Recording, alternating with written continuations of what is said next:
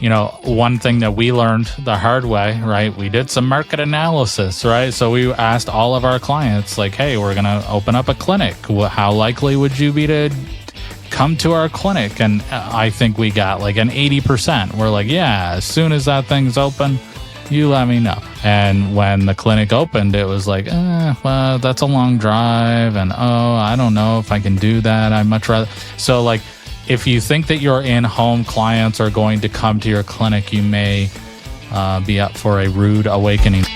Welcome to ABA Business Leaders, brought to you by 3 Pi Squared, where we discuss topics on how to create and grow an ethical and sustainable ABA practice. Whether you're starting, scaling, or thinking about selling your business, we're here to share insights, stories, and strategies to help you on the journey. We owned a successful ABA practice for over 10 years. And now we help other ABA business owners do the same, without all the chaos. Stick around, you're in the right place.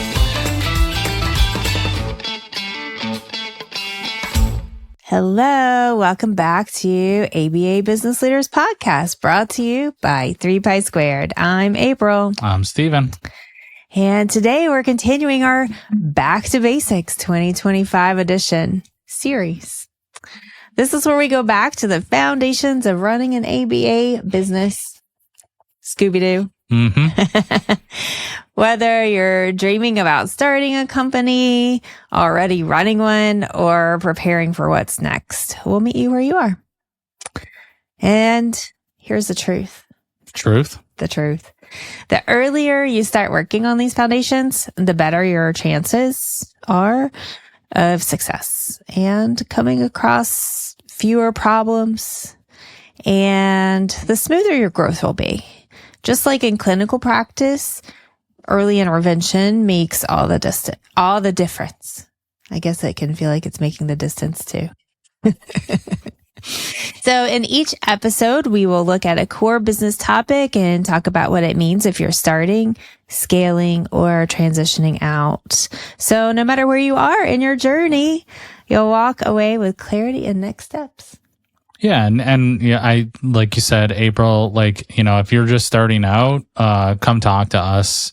I think it will be highly beneficial, but it really doesn't matter if you find that you're like, oh, wait a second, I didn't do any of this.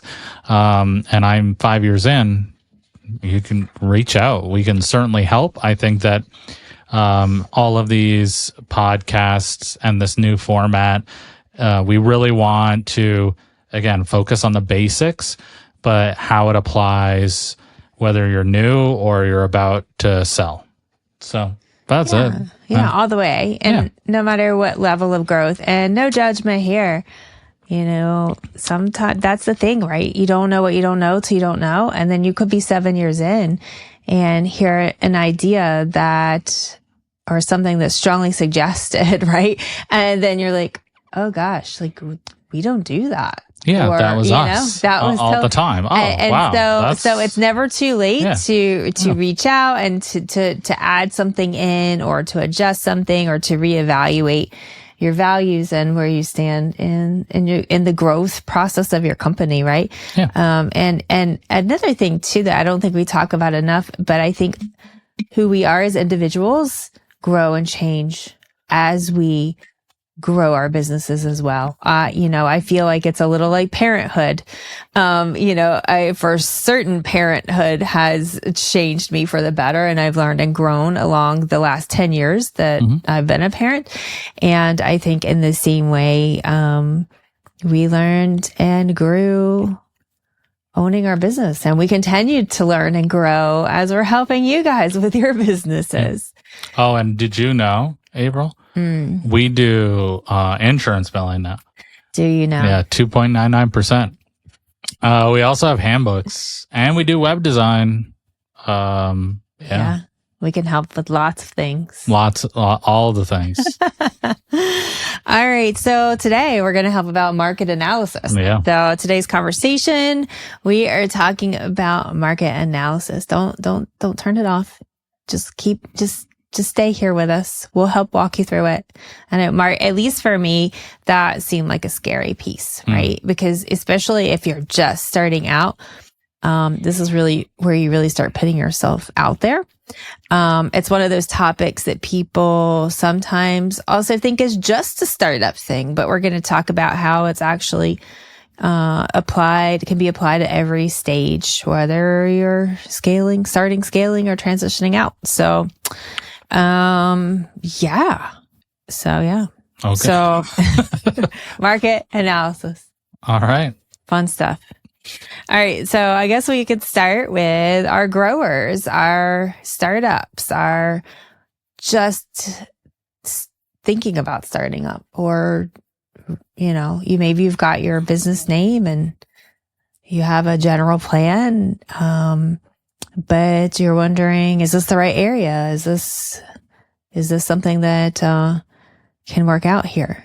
And so you're on the right track if that's what you're wondering. Yeah, I mean, like a lot of these questions that we're going to list out here that you should probably ask yourself, you also probably want to know the opposite. So like, it may seem very obvious to you that you know who you serve, right? Like, I work with this population, but who do you not serve? Because there are going to be people that reach out really needing services, and they may try to push you into providing them services because they desperately need services. And you want to help. And you want to help. And so knowing who, like, okay, I can work with 2 to 10, or I can work with, 10 to 15, but I can't work with, or so knowing who you can serve, and knowing who you do not serve, super important. Right. So through each segment of,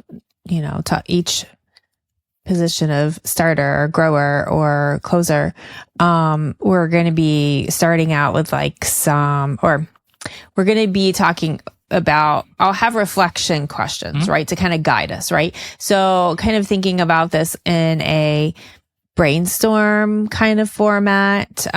Those of you who like to kind of look a big picture first and brainstorm, and you can take these reflection questions and you can start journaling and start jotting down what you think your answers are. And then we're going to add to it, and we're going to add more detail, as we talk about each one.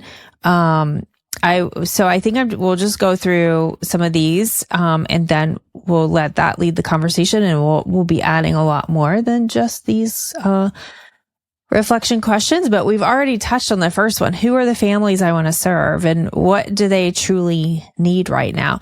And this is something that's going to depend on, it's also going to coincide with like the area that you're thinking about, right? So that's also something. Maybe you already know where you're starting. Maybe you already know. You're like, okay, I live in rural Idaho, and this is the town I live in, and this is, I don't know why I picked Idaho, and this is where I'm going to start my clinic, and this is where we're going to start business here. And there's really no question about the town. Maybe it's just where in the town, or maybe then that's all these other questions are going to be guided by, this is where I'm doing it because this is where I live. But then there's a lot of you out there who are like, you know what? Maybe I want to move somewhere and start it somewhere else. Maybe I want to find a location within the States that is an area that's underserved that really needs, needs help.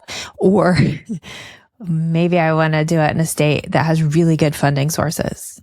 Yeah. Or like maybe I want to do it in a state where there's less competition, or there is more opportunity for staff, or there is less regulations, right? Like all of these things could be factors. So that could be like a first thing, right? Like some people may have a choice in where, and some people may not, right? So that where you stand for that.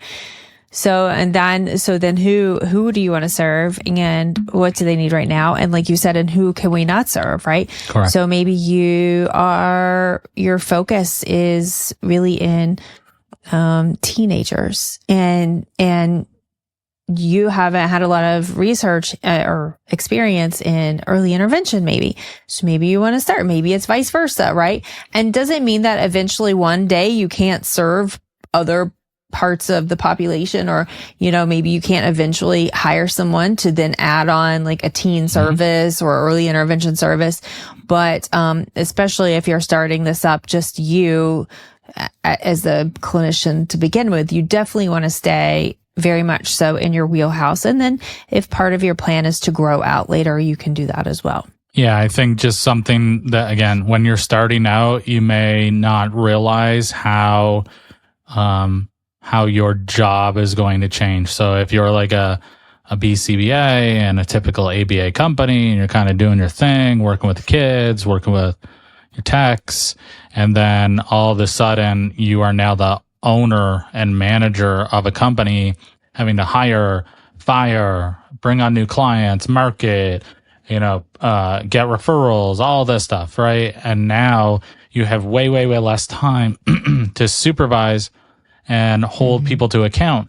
So then adding in an entire new service that you don't have as much experience in, is it like, this is not the time to do this unless you have the staff to do it. And that would be like the accountability team as well, not just, I have this tech that's experienced, so I'm going to do right. Like this would be, I have the ability to do the programming and do the IOAs or all of that stuff, right? So I have the clinical expertise to take these on, or like in our situation, right? When we brought on that county contract where we were working with, kids that were coming out of residential, these were way higher need services, right? And there was a lot of push for that particular contract. They wanted us 24 on call 24/7. And we were like, I'm sorry, we cannot provide 24/7 services. That's just not what we do. So, these are things that you may be pushed in to do. And there may be a wide variety of reasons why I need to pay my bills, right? You said, hey, I'm going to get an investor. So they want a return on their investment. Or you may just, be getting push from people in your community that really want your services. So just know that these things are going to happen. And so knowing in advance who you can serve and who you can't is super important. Yeah. So, and then also looking into what services already exist in your area, sure. Like look outside of ABA. So speech, OT, PT, schools. I think, one of the lists on here was, diagnosing, doctors, physicians, yeah, right? Absolutely. So like if they're maybe as a neuropsych, or I don't know, there's multiple different physicians that can diagnose. If you happen to have one in the area, right? Great, right?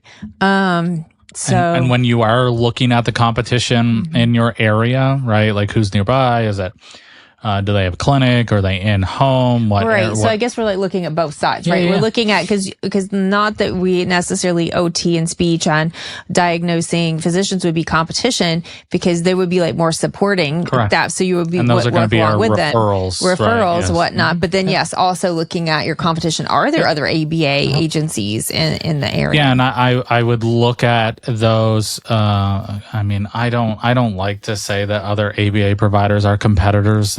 So that's a whole thing. That kind of goes against how we do things. But okay, other ABA companies in your area providing the same service that you are, right? Like, who are they in network with? Because they're probably in network for a reason. And then who are they not in network? I wouldn't suggest that you don't try to get in network with a certain funder because they're not in network with them.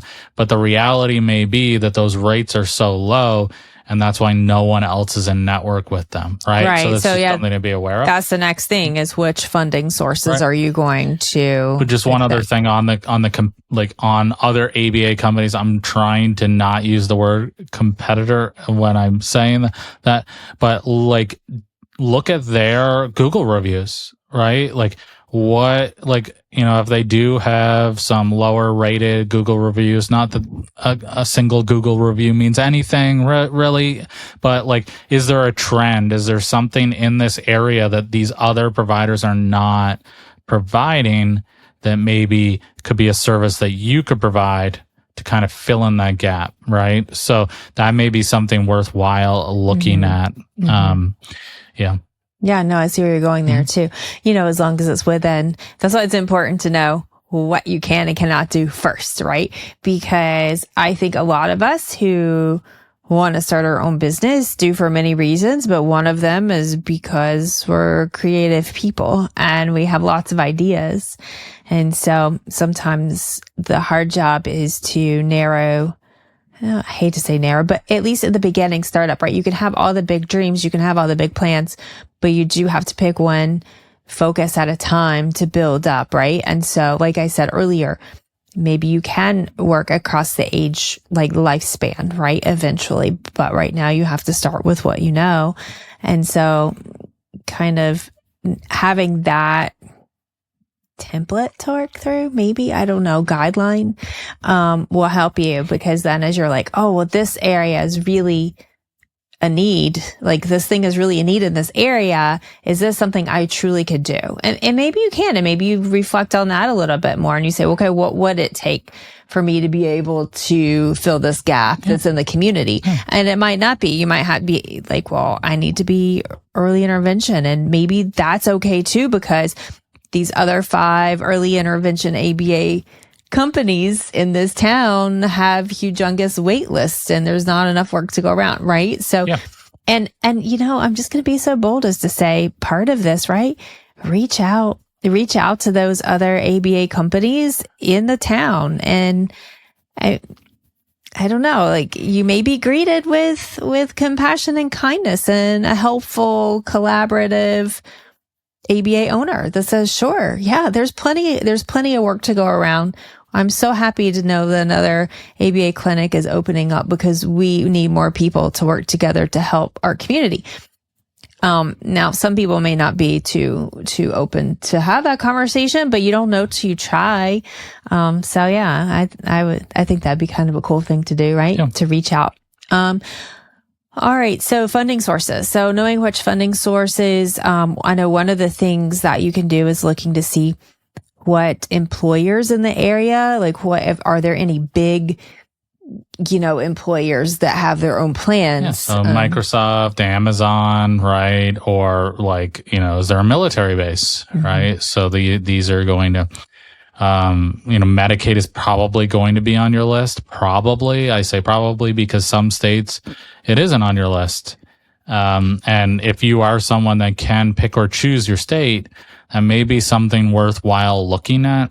Now, I would not, and just because I don't know if you were listening to the other podcasts that we do, on Tuesdays, but, we have a news segment now, and like, it seems across the board. I think we saw Washington State, Nebraska, Colorado, North Carolina.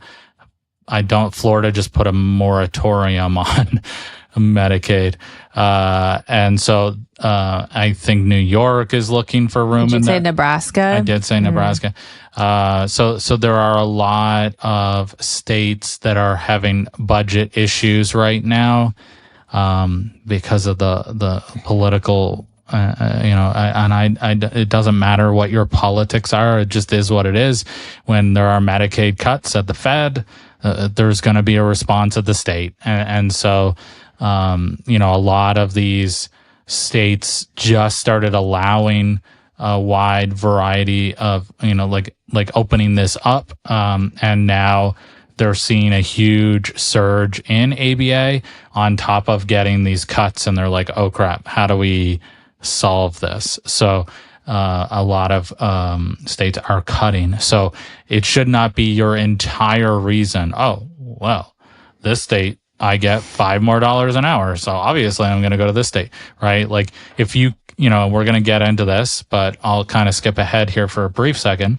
But if there are no BCBAs in that state, or there is no RBTs in that state. It doesn't matter if you are going to get $15 more an hour because you don't have anybody to provide those services, right? So these are just things that you need to take into account as you're looking for your spot.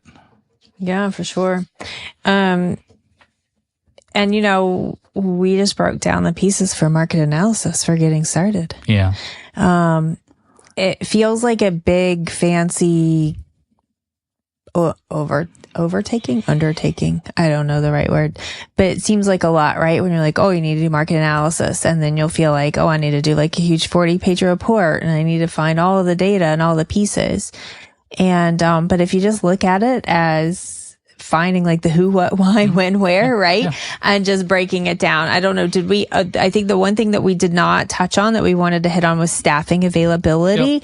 Yep. That's another thing that you want to research, right? Yeah. So just using the BACB website is probably going to be a good, thing to use here. How many techs are in a certain area or how many, you can't use the mass email system to try to hire techs, but you can at least look up and see who is where, right? Mm-hmm. That could be helpful. It's not going to tell you exactly, but it should give you some idea, right? And then there's obviously going to be a certain percentage of BTs, right? Techs that are not certified, right? Mm-hmm. And so that may vary across states between, what Medicaid requires and where the testing locations are located again. So these things all need to come into factor, right? Like it would be a good idea. Okay, is there a university close by? Is there a testing center close by? Right? Like, I'm not saying that, if there isn't a university in 15 miles, then this isn't your area. That's not what I'm suggesting here. But if there are no universities and there are, if it's a 3-hour drive to a testing center, these are just things that you should know so that you can make that decision on, okay, how are we going to solve this? Because it would, like, when you're adding a clinic, making sure that your clinic is zoned for use, right? Again, like just, oh crap, I just signed a lease and I can't use it for ABA. That's an awful thing to get into. You bring up a good point too, because are you going to be in home or a clinic, right? Are you going to have a clinic base or an office base, but start off with in home, looking at the traffic patterns, looking at, if you find like a clinic space, like out in the country, out in the middle of nowhere, but your majority of your potential clients are like in the city, how are they going to get there? How far would they be willing to drive? Vice versa. Yeah, exactly. Yeah. Vice versa. So that's another big piece to look at of like, what if you're going to do a clinic something that a lot of people do, like you said, is very popular. There's less overhead, there are less issues. I do recommend like fairly soon into your ABA business journey that you have some kind of office space that may not be a that's clinic, outside of your home. But I highly recommend doing that for many reasons. One thing that we learned the hard way, right? We did some market analysis, right? So we asked all of our clients, like, hey, we're going to open up a clinic. How likely would you be to come to our clinic? And I think we got like an 80%. We're like, yeah, as soon as that thing's open, you let me know. And then we were like, we didn't, oh, wow, 80%. Like, we don't even need to worry about trying to find new clients for this clinic. And when the clinic opened, it was like, well, that's a long drive. And, I don't know if I can do that. I'd much rather. So like, if you think that your in-home clients are going to come to your clinic, you may be up for a rude awakening. That's just something to be aware of. Even if they say, oh, yeah. Even if that's part of the deal. Right. Look, we're going to do in-home for now, but I need you to know that we're moving to once the clinic is ready, we're no longer doing it at home. Oh, yeah. No, I want to go to the clinic. Just be aware that, in-home services can be very convenient for a lot of people, right? And then I didn't realize that the clinic was that direction. I had to go 20 miles in the other direction to get my son to soccer, right? Like these are just things that happen. So, I would just be aware of that, right? and not put all of your eggs in one basket, thinking that every in-home client is then going to come to the clinic. Absolutely. And then just the last thing on that referring, diagnosing, referrals like speech, OT, PT. I would also in there have a plan on how you're going to work with these professionals. And I do not recommend how I'm going to reach out to these people I'm going to go in the middle of the day with some business cards and brochures and maybe a box of donuts and say, hey, give me all your referrals. That's probably not the best way to make these relationships. I would highly recommend getting like a Chamber of Commerce membership and meeting those professionals in a different setting where, they're voluntarily coming to a meeting where they understand they're going to be talking to other business owners. So that may be a better way to do this, or volunteer your services. Say, how can I help your clients? Not how can you get me my own clients? There's just too many ABA companies, just going for maybe selfish reasons, maybe, I guess is the best way I can say it. It's just all about and how you and how you so approach you're a it. helper, you want to help, so help, you know what I mean? Mm-hmm. And I think then the clients will come. Yeah.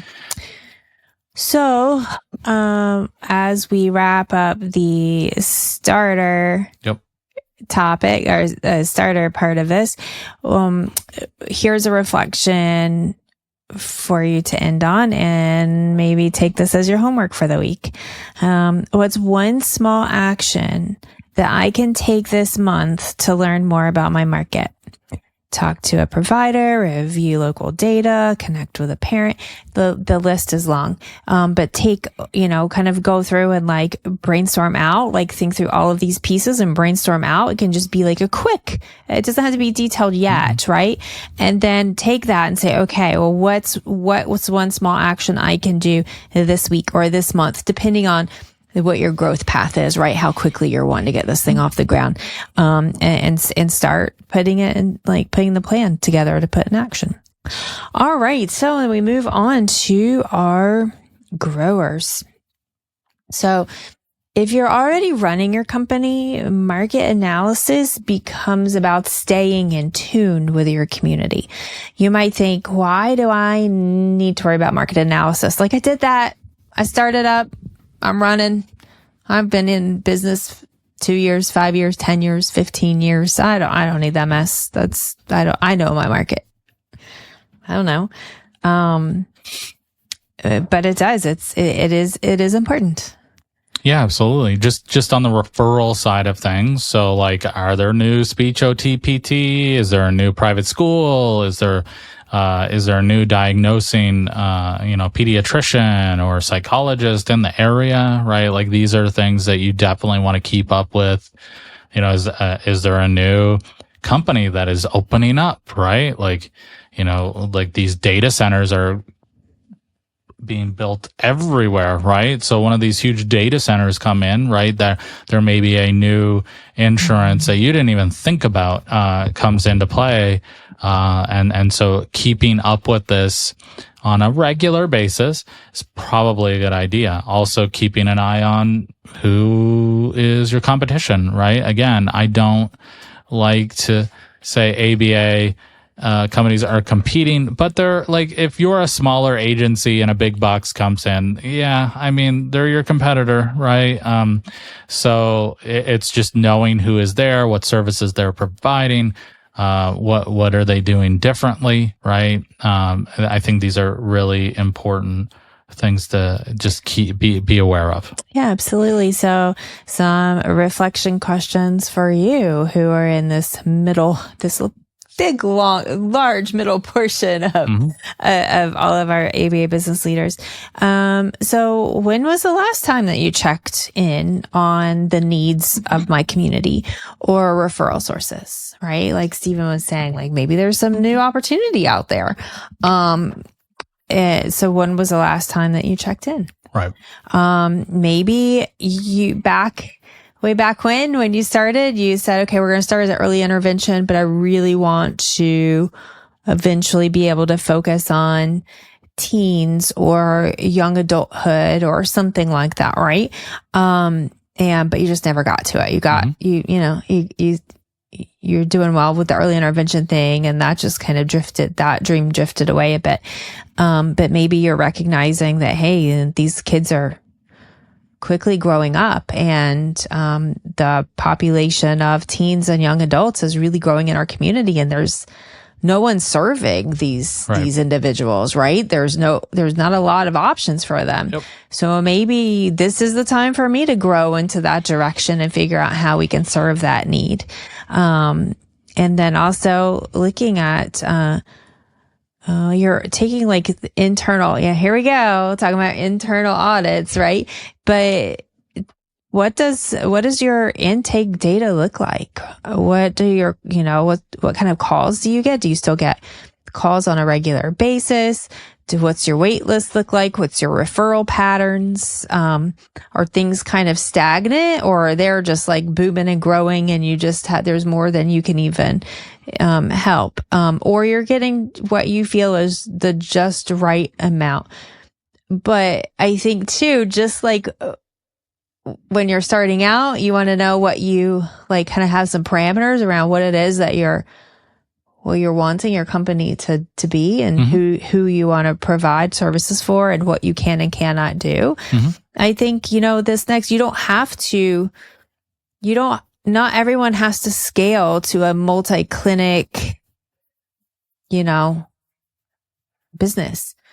But some people do want to scale to a multi-clinic business, so what kind of rate of growth are you wanting, right? Like for me, I was happy with like a few BCBAs and some techs and a handful of, I didn't want to I wanted to be able to know everyone's name. I wanted to kind of have my, be knowledgeable about all the cases and know all the kids' faces and things like that.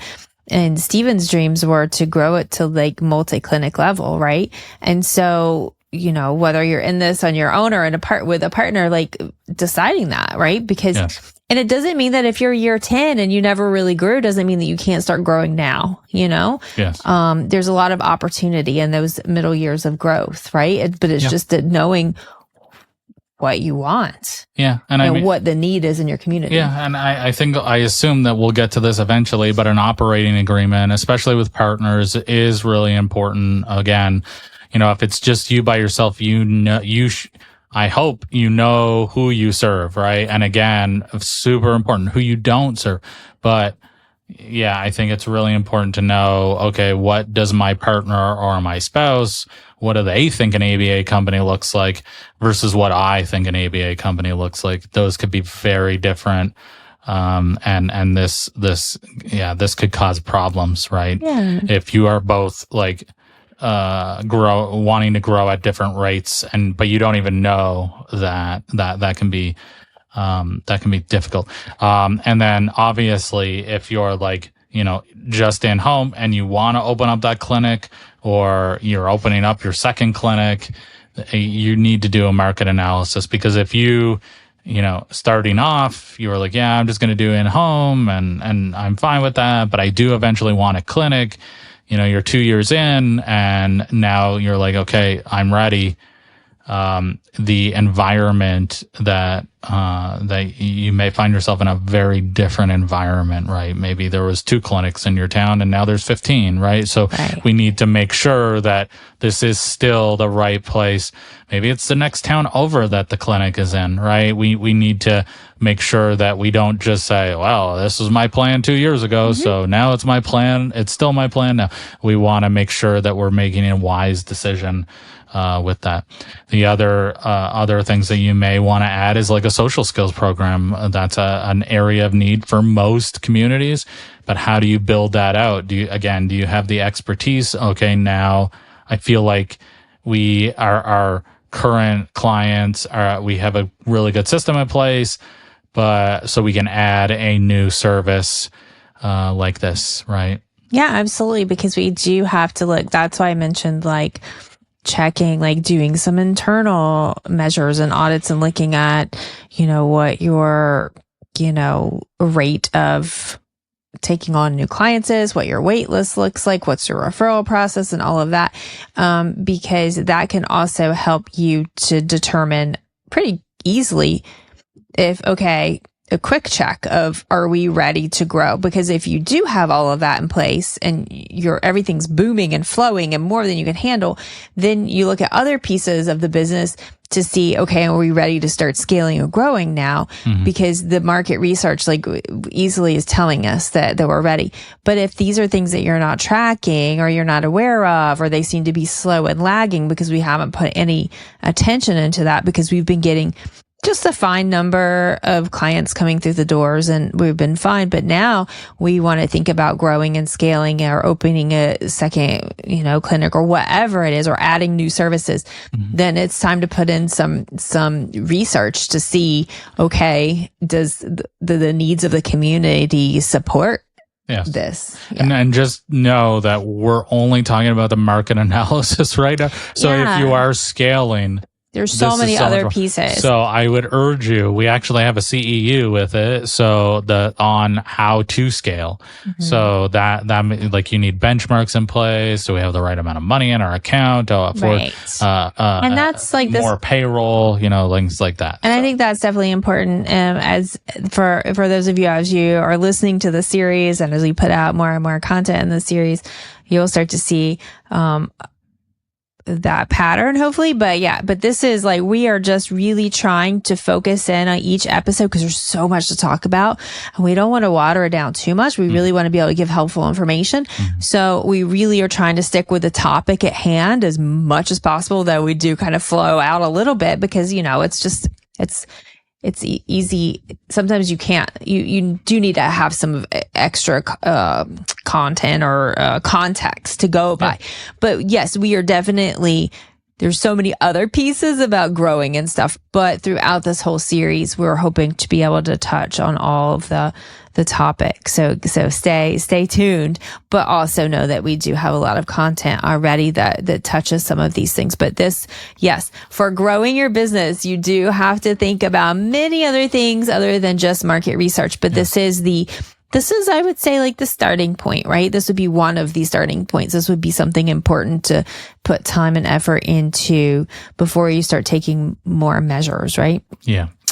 So let's see. So we talked about, referral flow, payer changes, staff retention, competition. Okay. So payer changes, right? Steve, you mentioned like, does a new company coming in? Do they have a different insurance? But what about these like deductions or these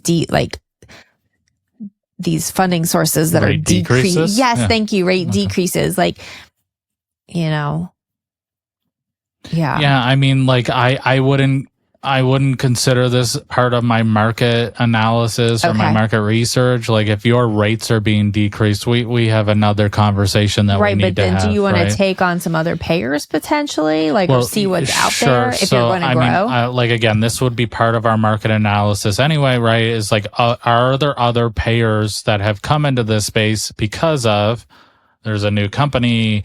Maybe there's just a new payer that's come into the area. Maybe there's a new MCO for Medicaid, right? Like these are things that you definitely want to keep an eye on. But, like your overall rates, right? They should be increasing, not decreasing. And I get, like we just talked about, Medicaid is decreasing in pretty much every state. So I can also understand that makes things difficult, but especially with private funders, we really want to be increasing our rates. And so having a rate, again, we did a podcast on rate negotiation. We help with rate negotiation. But that would be something different, right? Yeah. We want to be aware as aware as you can be, with private funders, right? Because they're not going to post their rates publicly anyway. But just be in the know about, okay, is there, again, a new company has come in, they have a self-funded plan, we're going to get a network with that self-funded Amazon Blue plan or whatever, right? Does that make sense? Yeah. So there's so many pieces that we could talk about. I think we hit all the high points here, but. And I mean, just one other thing, just like as far as like for staff, right? Like again, market analysis. Is there a new university program on ABA, right? Did it just come into your area, right? Reaching out to the professors or the school and saying, hey, can we get some BACB candidates to come and do some of their hours with us, right? So just keeping up with that and again, doing that outreach can be very helpful to make those connections. How you can help versus what can I get, I think is probably going to be just better for your soul, right? As well as your company. So. Yes. All right. So for those growers of existing businesses out there, and by growers, I also mean the people who are maintaining and sustaining too. You guys fall into this category. But your reflection question, your homework for the next week is, where are the opportunities to expand services or deepen relationships? It may be the way that you're growing as you're collaborating with other ABA agencies and saying, how can we all work together to support our community and our state, right? With all of those regulations and funding things, all of those pieces, right? And how do these align with my values and my capacity? So. Yeah. And I think we didn't talk about this much, but I would also I don't know if this is, but I guess it can kind of, as you find out who those organizations are in your state, what are the ABA organizations that I can reach out to, that I can kind of say, hey, I can't take this Medicaid cut, right? So having those people in your research is probably a good idea as well, right? Finding out who your state representative is or your congressman or woman, right? And so as these things change, you know that information, so you can reach out to them to maybe sway that vote. So I think that those are also important things, especially as you get bigger, right? Because you have more influence. So it's a good idea to start looking at those things as well. Yeah. All right. So for those closers out there, transitioning out of being an ABA business leader, market analysis even matters at the exit stage. A lot of things that we don't think about, right? We don't often think about looking at, when we're in those stages of growing or starting and growing, looking at, is there going to be a demand for someone to buy this in the future? Is what I'm building valuable enough? Do I have all the parts and pieces in place that one day, maybe this is my retirement to sell this place, or maybe I just get burnt out and I'm ready to move on to another project, another occupation. I've marked this off my list. I'm ready to move, whatever reason, right? So some questions that you can ask yourself as someone gearing up for the end of your business, I guess you could say. I don't know. But even though in all stages, I'd like to say that it's definitely important to have that end in mind, to know that there is going to be an end. Even if it's passing it down to your kid, I don't know, right? But let's see. But some reflection questions that you can ask yourself are: if I were a buyer, would I see clear evidence of demand for this business? And so, just like I don't know this, I've never bought an ABA company. I've never coached anyone to buy an ABA company, but something I would ask is you would think you would need to know the market research and what the demand is and what the needs in the community that you're serving. Sure. And is it something that's gonna be there for a while? Yeah. I mean, you're going to do your own market analysis, right? There's going to be, we're not going to really get into this, but the evaluation of your company will be done, right? They're going to want to take a look at your books. Something that I often say is that if you are working 80 to 90 hours a week, and that's the only way that you're profitable is because you're doing 3 people's jobs, And so if this potential buyer sees that and says, wait a second, when you leave, I had to hire 3 $100,000 employees. Wait a second, that profit is no longer profit, right? I'm going to be losing money if I buy this thing. That's not going to be super helpful for you. So I would highly recommend, right, that we're scaling this appropriately.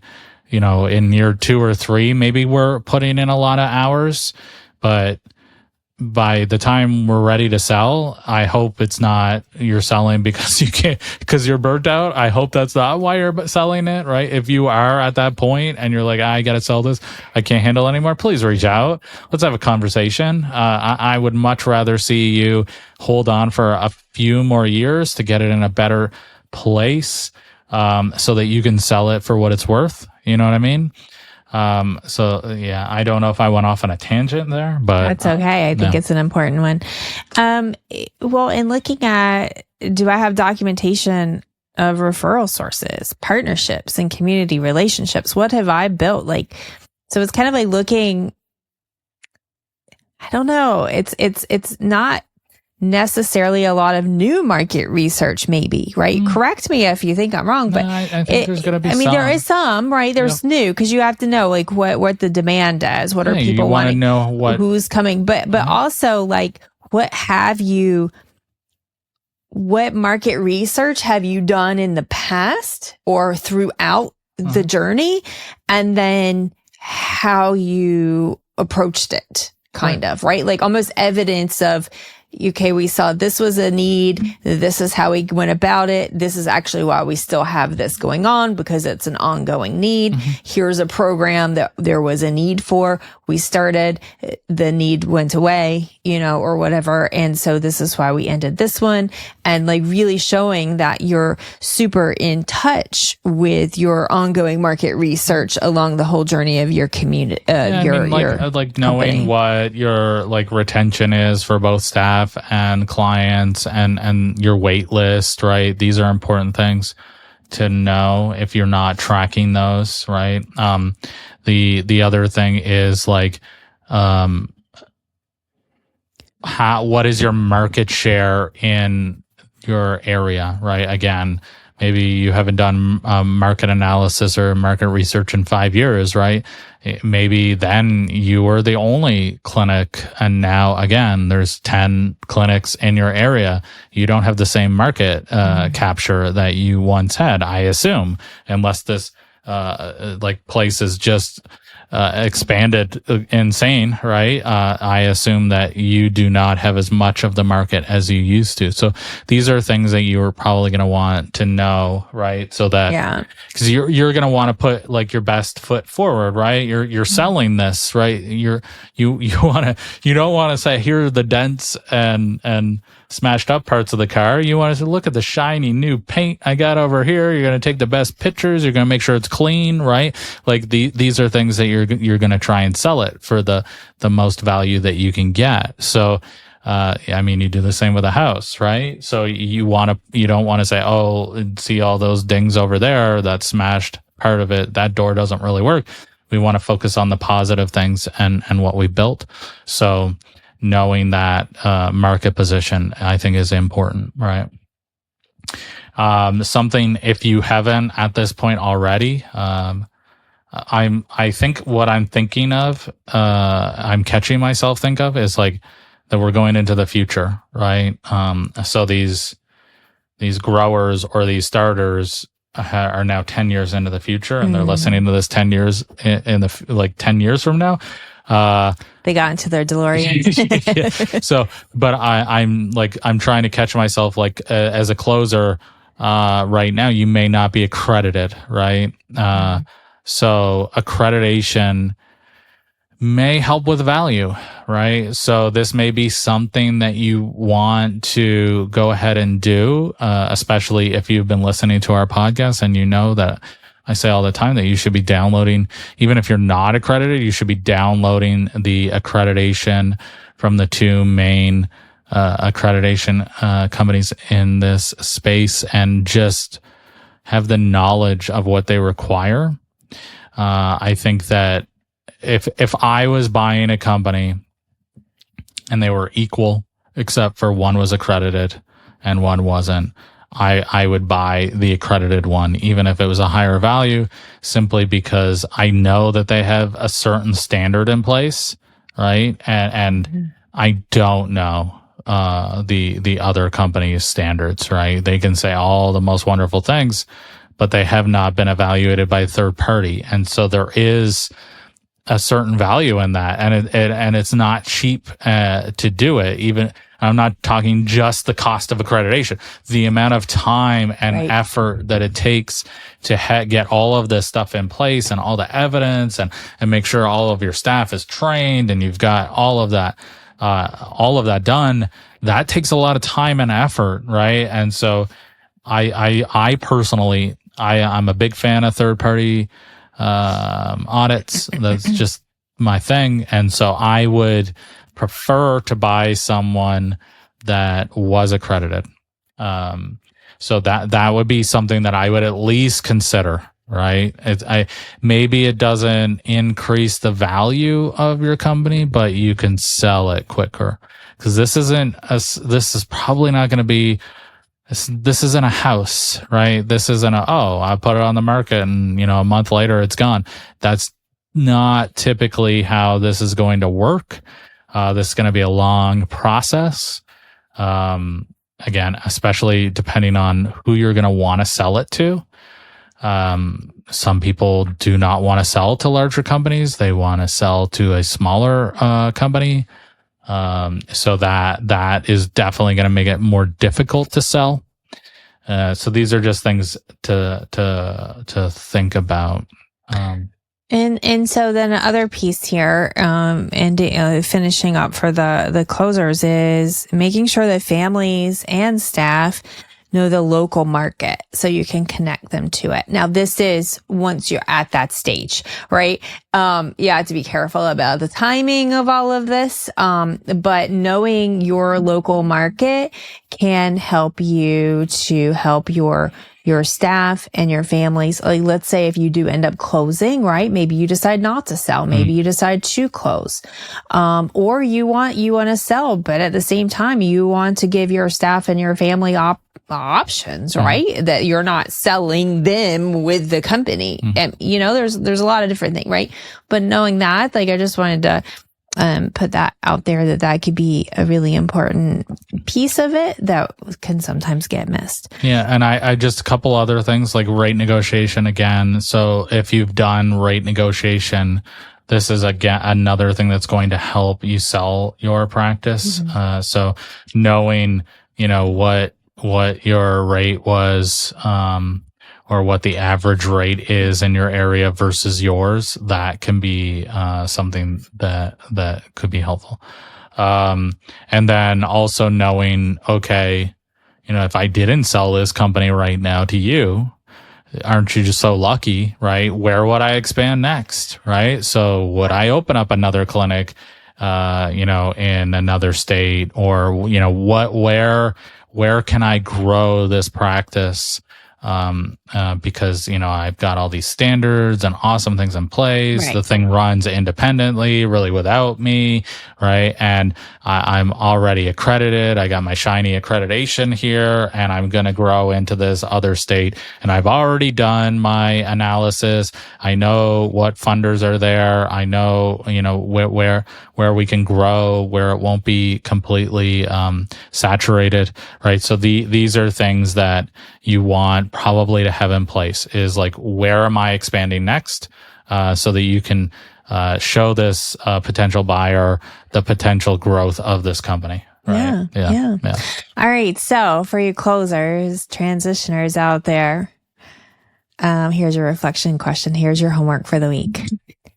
What story does my market data tell about the impact and legacy of my practice?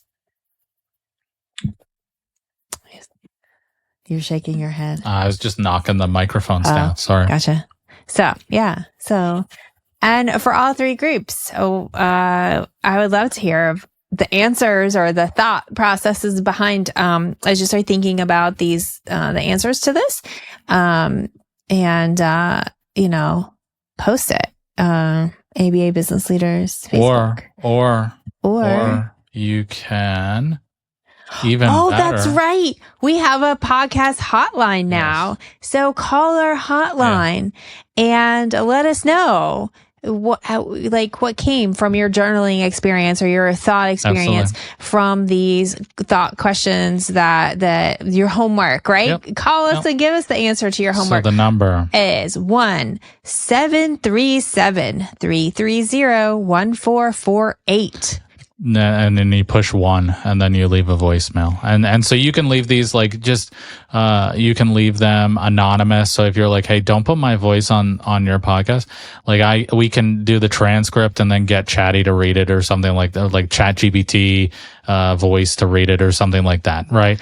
But we would love your feedback and just, is this new format working? Right. If you did your homework, we would love to hear what you came up with. And then if you're watching on YouTube, definitely also you can comment here. Yep. All right. So I have a wrap up prompt for everyone. Just your takeaway for today, no matter what part of business you're in.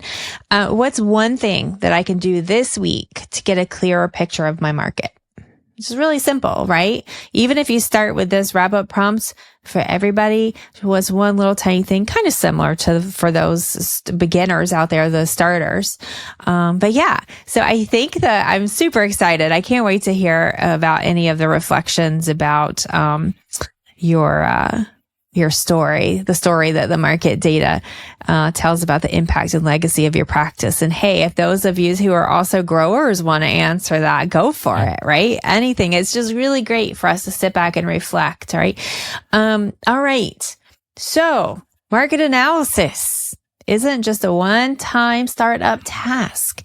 It's a living process throughout every part of starting, growing, and closing your business. So wherever you are in your journey, we can meet you there. And the earlier you start working on these foundations, the fewer problems you'll face and the smoother your growth will be. So yeah, I'm excited. I'm excited to hear about all of your market research. Yeah. And if we miss something, call us. Yeah, please. 737-330-1448. And then, press 1 and tell us what we missed. Cause that is not just going to help us, but it'll help everyone, that listens to the podcast. So I appreciate your time and absolutely. Well, thanks for joining us for Back to Basics, and we can't wait to see you next time. Bye-bye. Thanks for joining us on ABA Business Leaders. We provide mentorship, courses, handbooks, billing support, credentialing, HIPAA support, web design, and more.